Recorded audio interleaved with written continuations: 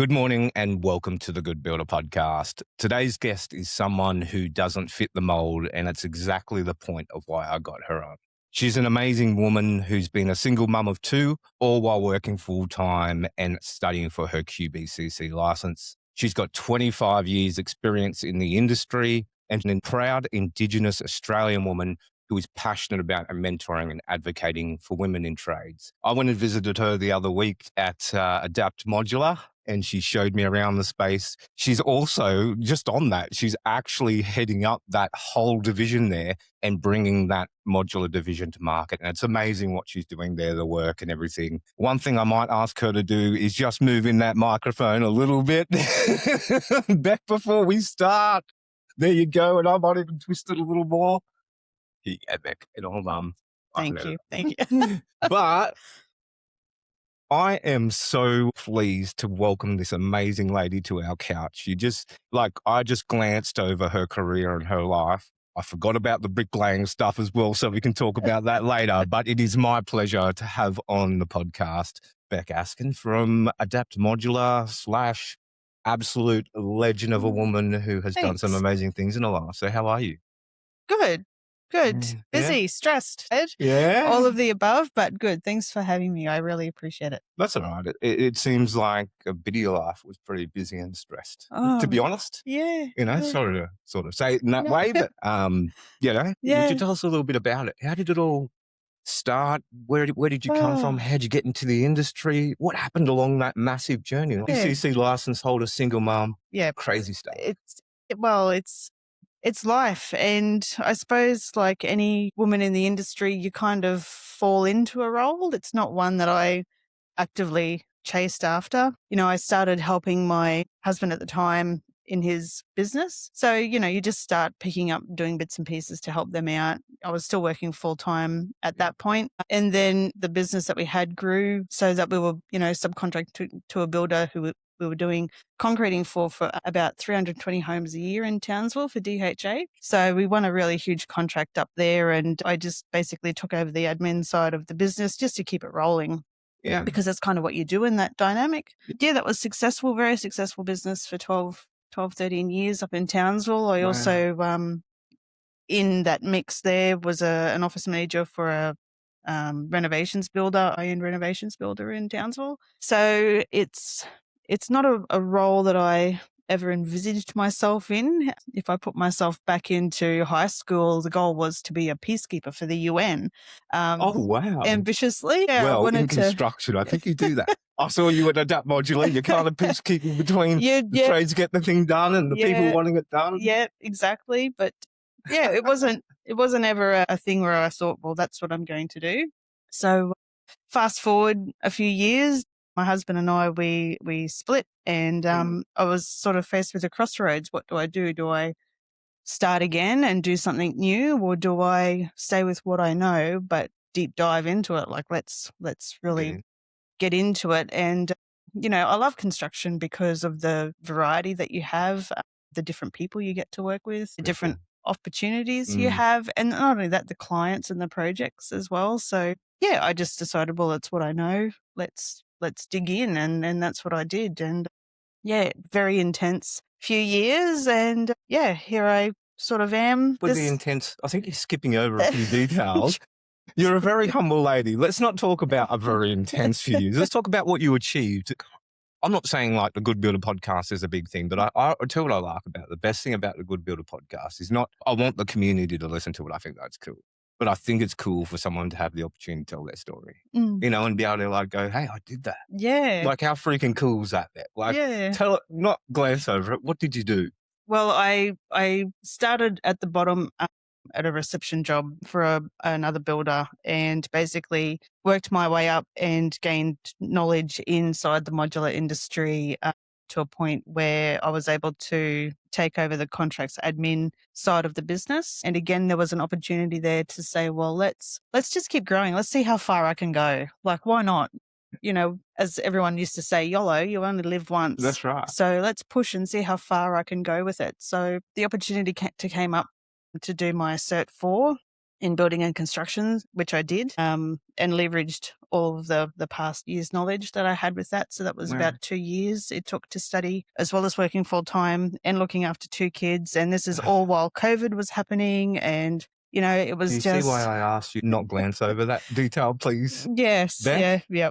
So it was tough, and it was tough on everybody during that time period. Like, there were just so many unknowns, and there were supply shortage. It was just a crazy, crazy time when you look back on it. And So you navigated it?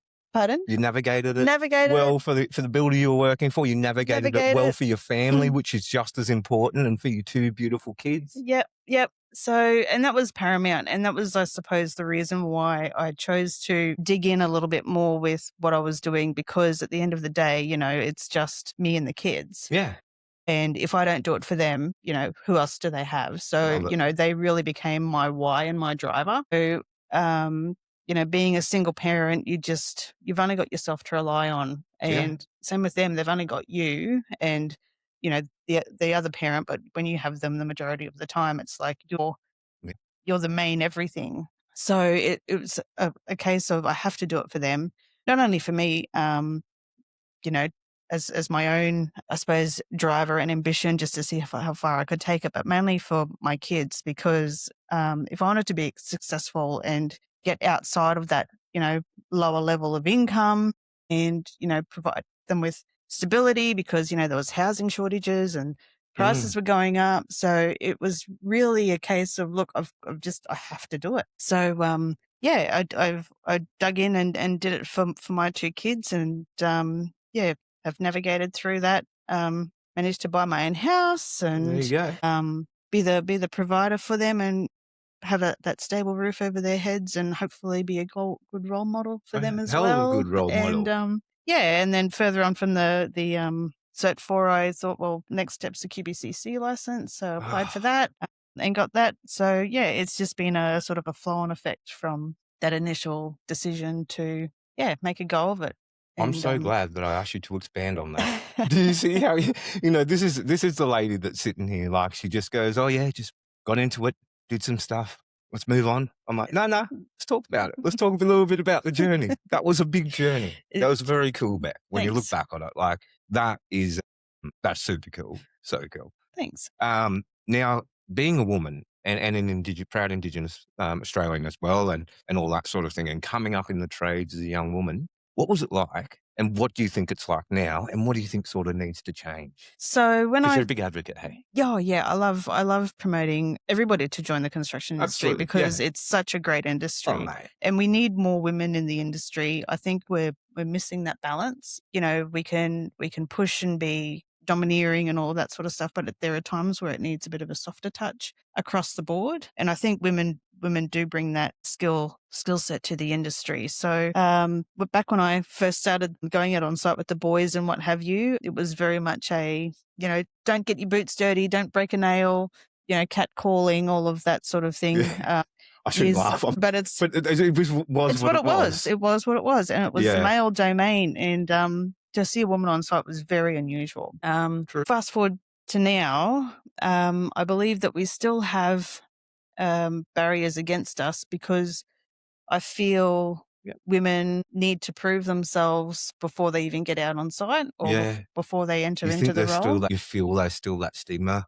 Well, not that feel that it is, but there just is. Yeah, there is. Okay. Yeah, I probably wouldn't say stigma. There would probably be more of an acceptance for a man to just walk on site and him be accepted for what he knows and his role, what he could do. Women have to not only prepare, but know the job, excel, prove their worth, and what have you before we land the job or get on site. It's just, we've got to prove that we're worthy of being there. So while we're more accepted being on site, I think that a little bit of work needs to be done in that aspect. Like, we need to be able to prove our worth, essentially. Like, it was only not so long ago, even as soon as a couple of months, where I got grilled with 20 questions to make sure I knew, like, the building industry and the building codes and what have you. And wrong person to grill. Person to grill. I'm happy to educate. I think it's more of an education piece rather than anything else. Good on you. Yeah. So look, I just look at it as making an effort to educate people that I understand, that the construction industry, not only how a house or a building goes together, but the dynamics around that. QBCC license and things, yeah.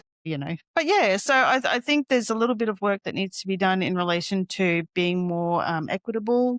There's things like, long service leave that the admin workers don't get. So if you have a contract with a builder. You were talking about this when I went for Yeah. Thank you, actually, for bringing this up. I Yeah. didn't have this in any of the questions. Please keep going. Sure. So if you're an administration worker for Yeah. a builder, you aren't entitled to long service leave unless you're with that builder for more than 10 years.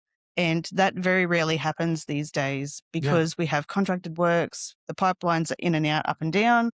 So very often, admin workers are just as transient as trades. So I can literally say over the last 25 years, I haven't earned one bit of long service leave, and 6 months off would go down really, really well right about now. A year off. So but yeah, it's one of those things that I think we need to put the long service leave in across the board as a pool, just because there's good change. Those people that work in the admin work just as hard as those trades, because that's where the detail comes in, and the devil's in the detail. It's can be so stressful sometimes, even if it's just pushing paper. That's keeps part. It moving. Yeah, it does. It does. And I think we really need to level that playing field out for people as well. So I'll tell you what, Beck, when I was at GJ Gardner and when I was consulting to Stonewood Homes, and they do their awards nights because they're both franchise groups. Mm-hmm. And I said, we're doing an admin award. And we did it. Yeah, good. And it was so cool. And like the admin people were always like, we never get anything, But I'm like, you guys keep it moving. Without you guys, it's big problems. Big problems in any building company. So exactly. that is so cool. Yeah. That is so cool, Beck. So not an ounce of leave, not an ounce of long service leave for Beck. Not long service, no. Yeah, you deserve it. Well, hopefully Adapt might go there. But let's talk about Adapt. Let's not get into holidays right now, even though we should. You deserve one. But now you're over at Adapt, a new division of Campbell Construction. So Ben Campbell and the guys there, very cool group.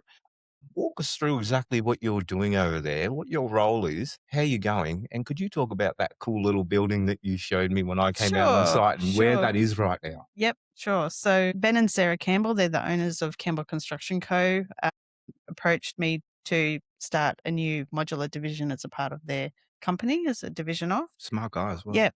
So they not just for choosing you. They Ben and Sarah, they identified a gap in the market because they are essentially insurance builders at heart. So quite a large insurance builder on the eastern seaboard. So we've got offices in Cairns, Townsville, Mackay, Gladstone, Brisbane, Sunshine Coast, Gold Coast, Tweed, Toowoomba, Darwin, Alice Springs, and Perth. So lovely family too, I must say. Family. I got to, sorry to cut you back, but I got to do a video in my previous business with Ben. He worked with a particular accountant and I got to meet him, but I was in the construction industry and anyway, I was there and man, he had all the time in the world, lovely. And the scale of that business, it's pretty big. It's big. And, it's great to be working with people who have such big ideas, but are so grounded and so humble and have time to spend. They often do barbecues for the Mooloolaba Surf Club, who they're a great sponsor of. Last year, they raised $45,000 as a sponsorship. Down there on them. I would have. I absolutely would have. Yeah, so they do that on a regular basis down there, and they support the Sunshine Coast Falcons Footy Club and the women's division. They're really into supporting the community, and I think that's where the insurance ties into it, because when you see people that are struggling and in need, you want to help them as quick as you can, as efficiently as you can. And I think having that mindset has allowed them to expand and be the leaders in the insurance space. So branching it into the modular division, a gap was identified in that there were a lot of people that were affected by cat events or natural disasters that were displaced from their houses. And like take Lismore, for example, there were floods down there 4 years ago and there are still people living in caravans. Oh, yeah. So it's like, how can we address that need? How can we get those people back to their lives? How can we get their houses or give them housing that's suitable? So it's like, well, modular's the answer because we can deliver a quality product in a short time frame following those events. And that's where that necessity came from. Unbelievable. That's where Adapt's been born from. So cool. And the same family values, I feel. Like when I met him, sorry, I was when I was I was looking at you and I was like, watching, and I'm like, you're like Ben, like this whole, you're just so family oriented, you're so caring. It's so cool. Like businesses like that are always good businesses Yeah. built on solid family. I'm not saying it has to be, you're part of the family or anything, but it's this family culture and they actually care about what they do and they give a shit. Like born off the back of, and I know what you're doing at Adapt actually, because you talk about all the remote communities you're sending these things out to. That's what I was alluding to when I was talking about that particular building you Mhm. pointed out. It is phenomenal. So do you mind talking a little bit about that, Beck? Like who are you servicing with Adapt? I Yep. really want you to talk about that little building because I thought that was the coolest thing. I don't know, maybe I'm a weirdo, but like when you told me, I was like, holy shit, because I want to go out that way. Yeah, sure. But anyway, Our little building that you're talking about is a disabled bathroom amenities building. Like it's only very tiny. It's only yeah, a small building. I think it's not even 20 square meters. no, Like it's only very small. However, we're building it for the state school out at Baduri, I love it. which is a tiny, tiny little town 2 hours north of Birdsville, right on the edge of the Simpson Desert. And this disabled bathroom will assist one of the students out there who is in a wheelchair and nonverbal, and it would just give her that better quality of life, No. and assist her in wanting to go to school and have the services that are available for her. So it's a quite high spec little building Yeah, for the size of it. So it's fully kitted out as per the AS, I think it's 1428 standard. So it's yeah. got a ceiling hoist in there for her, which is motorized. It's got an automatic sliding door. Wow. It's all the engineering around that because we had to put extra bracing and framework in for the door and the hoist to take the weights because it's got like 100, 200 kilo weight rating. It's fully kitted out, with a adult change table that looks basically like an ambulance bed. It's a It's quite phenomenal technical. building. Yeah, Yeah. yeah, That's it's why I quite was blown technical. away by, and then where and then the meaning for that little girl, like to get it out there and Yeah. But not only that, for future students too. So this is a yeah. building that will be in situ for the next, Yeah. 20, 30, 40 So years.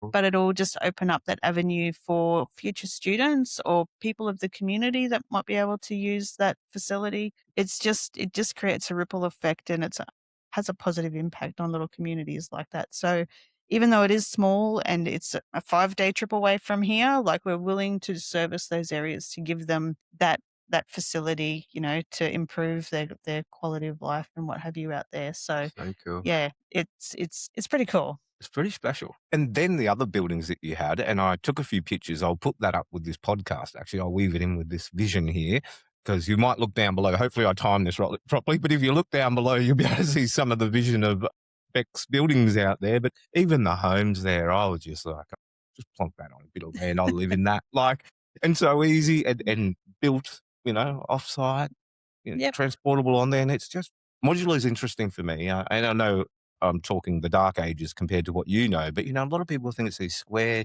dog box looking things, and you look at it, it's like you can't distinguish it between a detached No. residential house nowadays Yep. when you have a look at the stuff, but it's bloody good back. Exactly. And that's where we want to break the mold and be a Okay. little bit different because there is a stigma around modular homes where Yes. they're either a donga or a kit home Yeah, or a prefab home, what have you. However, our houses, they have quality in mind. They are absolutely. built exactly like a Class 1A traditional build. So we have to still meet all of the same NCC codes. So the benefit with building modular as against traditional is you save the time. Yeah. You get just as good or if not better quality house, Yeah. specially engineered to whatever wind rating you need to. They're all site specific. Yeah. So unlike a project builder where they, might build 50 houses in a development, they're all the same. Same conditions, same soil tests, same wind rating, same location. Every one of our houses is different because it has to be site specific. Wow. So we need to dig down into the detail of where the house is going, who it's for, what the requirements are for the site. It really is quite detailed, and having that attention to detail to provide the houses for people, I think, is paramount.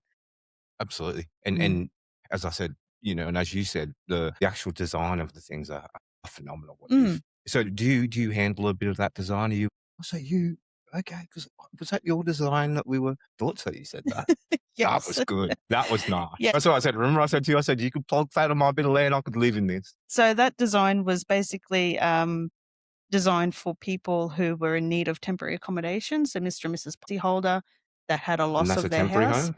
That was a temporary home. So we can plonk that Make on me a temporary home. someone's land for 1 or 2 years until their house is rectified, and then we Bloody can hell. take it away and bring it back. So that's Wow. another avenue that we're looking at for Adapt. So Holy not only crap. providing a permanent housing, but also temporary housing. So where would the house go then? Back to the next Yeah, we'd person? come back, refit it out, make sure it looks brand spanking new, and then send it out to get again to someone who's in need of housing. So we're really trying to combat that displacement, the housing crisis, taking people away from Airbnbs or hotel rooms. No one Yeah. wants to live in a No, caravan. no. Let's address the need that's out there, and that's where that design in particular was designed for temporary living, but also, you know, it is only one module. So the idea was for someone to be comfortable for at least 12 months to 2 years. So everything's full size, Perfect. full spec. Yeah. And we've got 2 designs that are like that we can send out for either families or just singles or couples, depending. Unbelievable. So yeah, Yeah. they're all designed with, living in mind and being practical and providing function and usability and also livability. There's That's pride in where it too. there Do you know is. what I mean? Like, Yeah. maybe I'm a bit of an emotional guy, but I look at the whole technical aspect of the build too, Beck. And as I said, it was a beautiful home. But like, the other thing that hit me was like, it's just a sense of pride. Don't put them in a caravan. Like when you can give someone a family that like that, like just for 1 or 2 years to live in a real home, I think is quite, Yeah. And people, they've already been through enough. please, it's quite hard for, people to lose their biggest investment, which is quite Oh, often their home, mm, often through tragic circumstances, whether it be flood, fire, cat event, what have so, you. It's very emotional. So if we can provide a service like that yeah, and then offer them the option to, if they have a total loss, to build a new home, yeah, we can provide that service, but in a quarter of the time. yeah. So It's cool. it's we're looking at that, and it comes from wanting to help and wanting Yeah. to help the community. How do And you get yeah, them in there as quick as possible in exactly. something that, like, exactly what you said, Beck, and I'm just repeating you, so I'm not smart, but it's just livable home Mm, that they can be proud of hmm. and just, Yep. can Give them their life back instead of them yeah, living out of a suitcase for an extended period of time, because that just creates anxiety, emotional stress, financial stress to a degree. yeah, There's an unknown factor in it. When am I going to get my house back? There's all of those things. So if we yeah, can provide a house solution for them to get back to some sense of normalcy, great. But then also have, the market available that we can not just do insurance, but, provide housing to, Mr. and Mrs. Smith down the road, mm, or combat, social housing from a government point of view and provide multiples. So if we have a council come to us that wants 6 houses, yep, we can do that. We can yeah. provide that service. So our Did you hear that, market's councils? multifaceted in that we are able to service a number of different clients. So Yeah, yeah. yeah. Albanese, please pay attention. A few million over this way. If you give it to Beck, it's gonna go to good use and she'll get it done. Mm. This is why we're doing this. Not why we're doing this, but I think, yeah. No, that's phenomenal. I've got a left field question for you, and it was out of my league, and that is why I'm turning to you. On the weekend, I put up a post on LinkedIn around the NCC pause in Tasmania. Yes. 2 sides of them came at me, except for this guy, Wacko Teo. I think his name is the president of prefabrication, lovely bloke. And he was saying, there's not so much an argument or tension, but there seems to be, prefabrication have a way that they think that slowing down the changes to the NCC affect their stream of how they manufacture and build and things like that. It's kind of, and then the traditional residential builders kind of think it's a good thing because, they don't have to re-educate themselves and train on different things. Now, I said, and I put up this post and he was like, yeah, it's actually not good for the industry to do that, to pause them in Tasmania because, the prefab and that sort of thing need a better model because they're more sustainable the way they build, like you're talking about, all those good things. It came to my mind that then I was like, and I put up another post to follow up, but I didn't think he liked it either. And it was like, do we need 2 sets of truths for construction, for prefabrication and modular, like 2 sets of the NCC almost? What's your opinion, if I can get Mm, that? Or what am I missing? Is it like, what's the difference kind of thing? What do you see? Well, I suppose the NCC as it stands is mainly focused around your traditional stick build, so Yeah. slab on ground, all of that sort of thing. So when it comes to modular, we need to basically look at solutions that we can adopt to meet those codes. So we have difficulty straight off the bat because we're not slab on ground. Yeah, thank you, Beck. Thanks for So explaining this to me. yeah, because we're not slab on ground, you know, we start off behind the eight ball because we can't conform to some of the things that they're asking for slab on ground. Yeah, So makes total sense. yeah, exactly. So they're saying in one instance, I think it's with the energy efficiency code where we need to have from floor level to ground level covered insulation or what have you. Mm, So it's like we can't. How do we meet that? yeah, So there are differences in the way that they're built. So I do think that we need to probably streamline both sets or both methods of construction because there are grey areas and ambiguity with both. So very cool, I Beck. think if we can streamline that a lot more in relation to not only state but also climate zone, like if you have a house going to climate zone 1, for example, that needs different sarking to one that's going to climate zone Yeah, 5. So, and all of these things come back to, manufacturer's warranties and then applications and, you know, suitability for purpose and what have you. So I think if we can streamline all of that red tape, because yeah, you've got performance outcomes and all of this mm, sort of things, and it's just so confusing, and the areas can be so grey. yeah, And then if you're not on the ball and you miss something, or if like a performance outcome isn't reached, or there's a misunderstanding because some of the areas are grey, well then you risk being having your what's it called? We were talking about it the other night. It's a defect, so we have to rectify. And I yeah, yeah, understand that we need to know, but the practices change so quickly, or new materials come out. So it's like, why can't we just have one to suit yeah. all? Like, go to the highest grade. This is what we need to install in our houses because it's the best. Let's look at that avenue I instead of love it. having 50 shades of grey and then trying to pick one of them, which may work. There's just a lot of, I think there's a lot of unnecessary noise in the NCC. So if we could quieten that down a little bit, it would cut a lot of that time and red tape. And, we This all is what know he what was we're kind of doing. saying. Like, thank you Yeah. for explaining, because over a LinkedIn message you can't get it, and that's why I'm sorry that I put you on the No, spot. But I was that's like, okay. Becky's so knowledgeable. I'm just gonna ask, see how she goes. Um, And then you were just like, "Babe, that's what he's saying." yes. Yeah. So I You think, for president of I prefabrication. don't know about that. There are much Maybe better, that's much more skilled next people time out when I there get than you me. back on. Maybe that's your next little intro. But anyway, sorry. No, but yeah, I think there's a lot that needs to be ironed out in relation to, Yeah. where the houses are. Like, where Queensland is renowned for building the traditional Queenslander style Yeah, yeah. houses, which are off the ground, airy decks, big windows, wide Mm, open. We can't do that anymore yeah. with the new energy Yeah. efficiency codes. Like, Yeah. we've got to have tiny windows, all of this sort of stuff. So it's like, well, let's look at where the house is going, what state it's in, all of these kind of things, and just reduce the noise. Yeah. Let's have Yeah. a clear path forward for everybody. So I don't know if that will happen. It's very political, Yeah. mixed in with a lot of bureaucracy, and yeah, Slow moving. it is very slow moving. But there does need to be some reform and some changes in there. Yeah, because we as you know, Beck, we report on the news and we are constantly looking at this thing. It's just slow moving, as you said, bureaucracy and red tape. Red tape Uh, and those sorts of things. And I and I think can feel the frustration. There is a sense of frustration.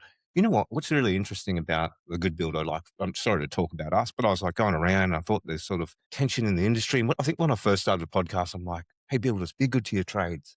And then I jump on and I'm like, actually, you're all pretty good on trade. Like, everyone's pretty good. I think where a lot of the ambiguity and the problems are happening is in stuff like this, where you guys are fighting an uphill battle to get your job done every day. And particularly with you, heading up a very aggressive, in a good way, modular building company and trying to navigate these freaking laws. You must be just banging your head against the wall every day. sometimes, and then because not all states have adopted the same codes either. So Queensland, I think, have adopted the new energy Yeah. efficiency in some, Yeah. whereas some have not. Yeah. So when we're sending houses to New South Wales, the requirements are totally different. So it's You can't have one process of construction. exactly we can't, and it can be quite frustrating because we need to really analyze You're the house fascinating. and where has to go. Fascinating. So yeah, it does. It takes a lot, which is why we sort of load the front end of our process and do the investigations first before we start building. Otherwise, we end up caught out on the other end. So Wow. There's a hot tip for modular builders out there. yeah, Thank you, Beck. Sorry. You're welcome. Sorry, Beck. But yeah. So we really need to have a look and investigate because it is very different to a stick builder or a high end builder. Yeah, it's a challenge. It can be challenging. Now, this has been we haven't really stuck to the questions, to be honest, Beck. I'm looking at them now and I'm like, actually, we haven't talked about, but it's really fascinating. Thank you for talking, because this is what's been really hot topics in our community. Like that post that I put up, and it's not even about the post or anything, but it was one of our most engaged people commenting all over it. Traditional builders not going at, but having a bit of a tussle with prefab. And I'm like, oh, sitting in the middle. And I thought, oh, follow up. But I'm like, okay, I'm going to ask a professional. I'm probably wrong in some people's minds too, and we all have our own it opinion. makes sense. Yeah. I think but you're in it every day then. Yeah. I just think if there was some consistency across the board without those grey areas, even if for one standard, it would make life a lot easier for everybody. Yeah. Oh, very cool. One thing I've really picked up along this conversation today, Becky, is that, I think you love construction, but you also love the end result of getting a family into a home. I think that's your thing. I'm sorry if I sometimes sit here and I think maybe I should go into psychology. I think I can have a little bit of a guess at people, and you just, everything you've done in your own personal journey for your own awesome little family. Try not to get emotional. One sec. You did that. Yeah. All that cool stuff you did for your little family. And then you talk about the Adapt stuff and what you're doing there and how you're, sending disabled, toilets out to people that otherwise wouldn't get it. Sorry. Mate, this bloody single mum thing. I'll tell you, everybody on this podcast, every time I mention a single mum, I fucking cry. And it's just, you see what you go through. Yes. I've seen what you go through. Yes. Thank you. I just have so much respect for women that do it, mate. You don't, I'm a man, but you just don't understand. Thanks, man. I don't think people understand. Thanks, man. Anyway. God damn it. Okay. Couple more questions. You can edit that. Yeah, I'll leave a little bit out. But usually I see me crying. I just don't give a shit anymore. But whatever. As I've gotten older, I've gotten softer. Well, I think age gives you perspective. Oh, yeah. Huge perspective. And until you've lived probably both sides of that. Yeah. You don't know. You don't know. Yeah. No, you don't know. And the fact that you're compassionate and that means a great deal. Yeah. So not only to me, but all the single mums out there. Oh, so, thanks. Yeah. Appreciate it. Yeah. No, freaking it's the toughest role you can play. All right. Come on. I'm the one fucking up. Now let's go. Okay. But the question that I was, or something that I was trying to say was throughout this podcast and this conversation, I think despite all the things you've achieved, all these amazing things that you've done in your life, the home seems like a really important facet to anything for you, for the family, from that perspective. Is it still the same today? Yes. Beck? Yes. Is this why you're doing Adapt? And yeah. It's the end results. It's about providing a safe environment and secure environment for people that need it. Yeah. So I'm driven, like you say, by the end result. And there's nothing better than seeing, the excitement on a client's face when they actually see their house flying through the air and then being put on stumps and we're there for, 5 or 6 or 7 days, whatever it may be, depending on the house design. And then we give them the keys and say, there you go. We want to do all the hard lifting for the client. We want to take that worry and angst away, regardless if they're an insurance client or a mum and dad or what have you that are coming to us, first home buyer. Our job is to educate and provide a service. And if we can do that, we want to educate, communicate, provide a service. If we can excel at those three things, we're, I think, kicking goals. Yeah. I think if we can provide that where someone wants it, wherever they live, people in rural and remote regional areas, they do it tough. Yeah. They can't get trades. When they do, they're charged travel fees, which can be exorbitant sometimes because it is a cost for a trade to go out there. Let's be honest. Yeah. So, we want to be able to provide a turnkey solution, basically a plug and play system. So cool. Where we can deliver a home where they need it. It might be a farm that they've had in their family for 5 generations. They don't want to leave. cool. That's great. You get to stay there. Let's Yeah. bring you a house. Let's, Yeah. you need finance. Let's tee you up with our broker that does modular finance. Yeah. Let's work the problem, Yeah. find a solution for you. We want to take all the building approvals on board. We'll handle your color selections for you. We'll walk you through the process. If you can't come to us, we'll either come to you or communicate with you via Teams. There's ways to do it. Yeah. So building that trust and rapport with a client is paramount Yeah. because they're investing, up to $500,000 plus with you, which is their Yeah. biggest investment. Yeah.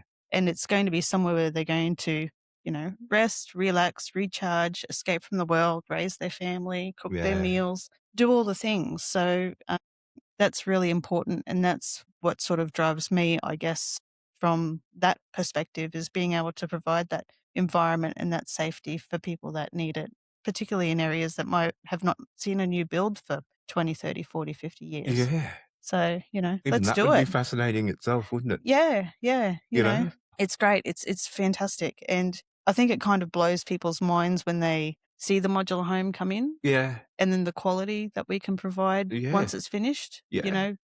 I've worked on previous projects before where people from down the street will come up and want to go for a walk through like a display home of their neighbour's new house, and they're, oh my God, this is amazing. Yeah. So it's Like me when I was at your little facility, well, your big facility yeah, there. exactly. It's So like a walk through back. yeah, 100%.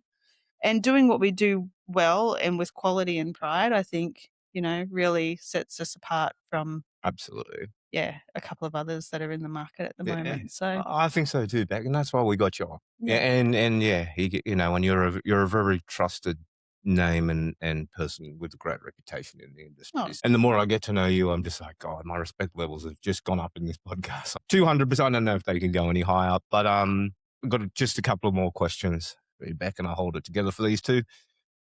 For any woman or young person out there looking to get into the construction industry, what would be your advice? If it's where you want to be, just do it. Just have a crack. It's super rewarding. You get to work with some amazing, wonderful, wacky people. And it's pretty much the only industry that I can think of where so many different people come together to be creative at the end of the day. We're constructing something, we're coming together, we're doing it in a positive way to provide a positive outcome for someone, which is a house. So if you're wanting to get into it, just do it. It's hard. It can be hard. There are days where there is just problem after problem and it just seems to be, one thing after another. And some days can be quite hard. But at the end of the day, when you hand those keys over and you've been a part of that, that's the reward. So just have a crack, have a go. Don't let fear hold you back. There's no such thing. Yeah. Like you will find your niche. If you're passionate, you will find where you belong with people that you belong with. So just have a go. That's so cool, Beck. And I love how you said don't have fear. I don't think you've had fear. Oh, I have. You seem to face it pretty well.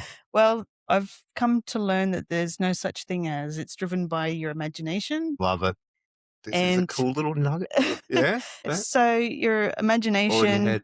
is all in your head. It can point you in either a positive or a negative direction. Yeah.